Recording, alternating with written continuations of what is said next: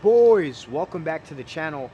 Gentlemen, in this video we are speaking about a very important concept when it comes to business that you have to understand, and this can save you hundreds of thousands of dollars in some cases, even millions, bro. And it's merely in the fact of when you're starting a business, any kind of business, you have to start thinking in the ways of how can I start this business with zero money or little to no money, with the least amount of money possible. Okay, because I'll talk to some dudes out there, and in this world, bro, where they'll want to start businesses. Like we'll have conversation. They're like, yeah, bro, I really want to start this business, and so what I'm gonna do is pull all this capital together for like $50,000 or $100,000 so that we can get it going. I'm like, what? Like, what are you talking about? $100,000 in startup costs just to get the business running? Like, bro, number one, what's gonna happen in that scenario is you're gonna fucking lose $100,000 because things never really go to plan. And so I always like to say, what you account for $1, count on the minimum at least for 10 or $100, right? And so that 100 is going to turn into like a million. And then a lot of the times, instead of just thinking in the way of, okay, what do we have to do to be able to still start up this business and run this business, but with zero cost associated, will you start to get creative and start to think of ways to actually make that happen instead of going full-fledged and spending $50,000, $100,000 into like some kind of business that is probably going to fail because you don't have the experience in it. And if you had different ways of thinking, you wouldn't even be fucking thinking in that way, right? And so the best example I can give to you is, and this is a big mistake I made even in my journey, and it was like, I had a clothing brand, right? And essentially it cost me like seven, nine, $10,000 just to get off of the ground and really start, because I ordered tracksuits. We had full tracksuits, super fucking dope. You can go on my, I don't know if I posted about it on YouTube. You can go on my Instagram and scroll, but in short, they were light blue, had these dope like thick rope laces, were super unique, super nice. It did very well. But the problem is, instead, I fronted the whole drop, spent like $7,000 just on the 100 tracksuit order, on like the quantity, right?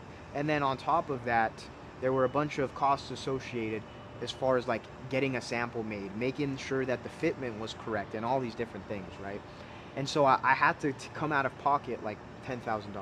Instead of going the route, and this is how you got to start thinking about things. It's like, okay, how can we start this business and get cash coming in before spending crazy amounts of money, but was spending the least amounts of money? And so what I should have done, right, and this goes for any business, again, try to think of this concept with any business. What I should have done is, okay, I should have just gotten like a graphic designer or somebody, paid her a little bit of amount of money compared to $7,000, $10,000 to like drop some shit, right, and really get that on lock, or even just learn to design myself, and luckily my business partner did, and then start advertising it that way on the website. You put those pictures on the website. Maybe from the manufacturer, what you do is you just get one sample made. If you're not familiar with what a sample is it's just like one product instead that's going to essentially be how the rest turn out. You get the sample and you start selling them like they're almost like you've already ordered them, like you already have them in a sense, right? So you put everything on the website, you have one sample, you can go and take pictures, give your sample to other people that are the same size as you, whatever the fuck. Go take pictures, maybe order a couple samples, right?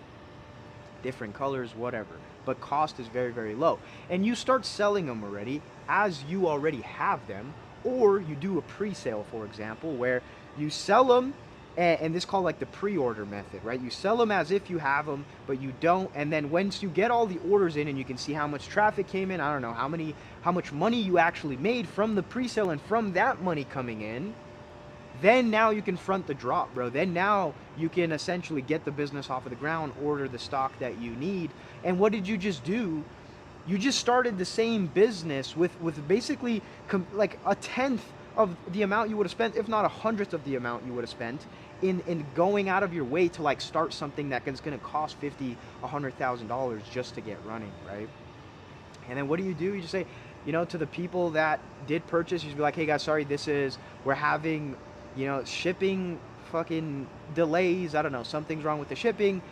Because of this, we're going to give you something for free, right? You obviously still try to mess with some things to make sure you're still delivering. And then on top of that, give them something else, because what you've done essentially is now extended like shipping times or whatever. But you start to get creative, with what you have to do to make sure that this business can get off of the ground without having to spend stupid amounts of money, bro. And again, like I mentioned in the beginning of this video, it's like a lot of the times you're gonna spend all this money, and because you don't have the experience, because you don't, like, especially if it's like your first venture, a lot of times, bro, that's gonna go to shit anyway. I like to think of business in the way of like a scientist, and you're almost doing experiments, or you're just trying different ways to make money until one of them really hits, and because you failed, you've grown, and in all of those failures did you learn, then eventually something will work for you, right? And so it's like you got to stop thinking in the way of business of like, yeah, it's going to cost me so much money to start, bro. Like, all these businesses, there are so many businesses for you to start with zero to no money. This is why I'm so big on personal branding, on just picking up the fucking phone you already have and start making videos, and then you literally sell whatever you want, right? But on top of this, like, a couple other examples I can give to you is, and talking to people and all these things, do they want to start like huge operations from nothing? They want to like get a team going of 10 people. They want to buy supercomputers that are $10,000, $50,000. Like, no, no, no, no, no, bro. Number one, get creative. Think of how you can make this shit work with zero to no money. And then number two, a lot of the times, really think about the business model that you have in mind. And if it is in the long term or in the short term, in the beginning where you're broke anyway, you don't have a lot of money to front this. And even if you do have a lot of money, probably shouldn't do that. Think about, okay, what business model does, if not have very low entry barriers and low risk compared to still having huge upside potential?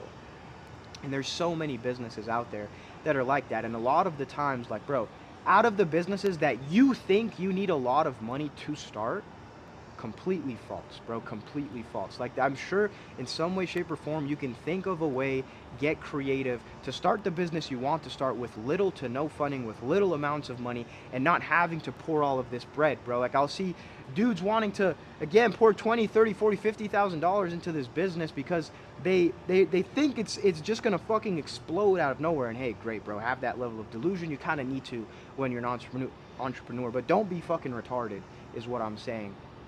And really start to think of ways on how you can get creative, save that bread, and then utilize that later on in your journey, right? Or whatever it is that you have to. So boys, hopefully you took some value from this and really understanding this important business lesson on why you don't never want to start a business with high startup costs. And a lot of the times when a business does have high startup costs, whatever business model is, there's multiple ways to really get that shit going for you with zero to little money. Okay, so hopefully you guys took some value, and I will see you guys in the next video.